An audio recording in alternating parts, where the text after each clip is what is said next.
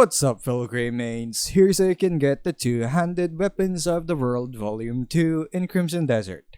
Make sure to have a mask ready to get this item, which you can buy from the back alley shop. If you're starting a new game, then you don't want to miss this, since this crafting book offers an early game two-handed arsenal for Cliff, especially if you like halberds, spears, or a greatsword, because it's just located inside Lioncrest Manor to the northwest of the town of Hernand.